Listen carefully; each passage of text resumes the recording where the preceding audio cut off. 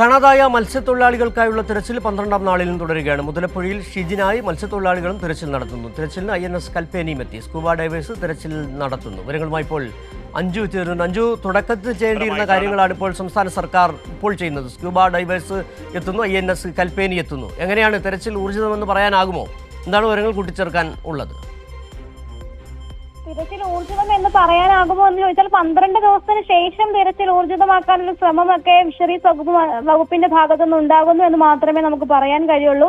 അതിന്റെ ഭാഗമായാണ് ഈ കുടുംബം ആവശ്യപ്പെടുന്നത്. കുടുംബം 5 ദിവസത്തിന് ശേഷം മുതൽ ആവശ്യപ്പെടുന്ന കാര്യമാണ് മുതലപ്പുഴയിൽ സ്കൂബ ഡൈവേഴ്സിനെ എത്തിക്കണം, അത് പരിചയസമ്പന്നരായവരെ തന്നെ ആയിരിക്കണം എന്നുള്ള കാര്യം. പക്ഷേ അത് നടപ്പിലായത് 12 ദിവസത്തിന് ഇപ്പുറമാണ് എന്നുള്ള കാര്യമാണ് എടുത്തു പറയേണ്ടത്. എന്തായാലും സ്കൂബ ഡൈവേഴ്സിന്റെ നേതൃത്വത്തിൽ ഇപ്പോഴും തിരച്ചിൽ മുതലപ്പുഴയിൽ തുടർന്നുകൊണ്ടിരിക്കുകയാണ്. ഇതുവരെയും ഈ ഷിജിലിനെ കണ്ടെത്താനായിട്ടില്ല. മറ്റൊരു കാര്യമെന്ന് പറഞ്ഞാൽ മത്സ്യത്തൊഴിലാളികളും സ്വന്തം നിലയ്ക്ക് ഷിജിലിനായി മുതലപ്പുഴയിൽ തെരച്ചിൽ നടത്തുന്നുണ്ട് എന്നുള്ളൊരു കാര്യം കൂടി എടുത്തു പറയേണ്ടതുണ്ട്. ഇനി ജോണിന്റെ കാര്യത്തിലാണെങ്കിലും ജോണിന്റെ കാര്യത്തിൽ കുടുംബം ആവശ്യപ്പെട്ടത് തമിഴ്നാട് തീരത്തേക്ക് തിരച്ചിൽ വ്യാപിപ്പിക്കണമെന്നാണ്. അതിന് പ്രകാരം രാമേശ്വരം ഭാഗത്ത് ഇന്നാണ് തിരച്ചിൽ ആരംഭിച്ചിട്ടുള്ളത്. അതും ഇതുപോലെ തന്നെ 12 ദിവസത്തിന് ശേഷമാണ് കുടുംബത്തിന്റെ താല്പര്യപ്രകാരമുള്ള ഒരു തിരച്ചിൽ നടക്കുന്നത്. എന്തായാലും വലിയ വിവാദങ്ങൾക്കൊടുവിലാണ് സർക്കാർ കുടുംബത്തിന്റെ ആവശ്യപ്രകാരമുള്ള തിരച്ചിൽ നടത്തുന്നത്. പക്ഷേ ഈ 12 ദിവസത്തിനകം ഒരു തിരച്ചിൽ നടക്കുമ്പോൾ അത് എത്രത്തോളം പ്രാവർത്തികമാകും അല്ലെങ്കിൽ എത്രത്തോളം വിജയിക്കുമെന്നുള്ള കാര്യം സംശയം തന്നെയാണ്. രക്ഷാപ്രവർത്തനം അടക്കം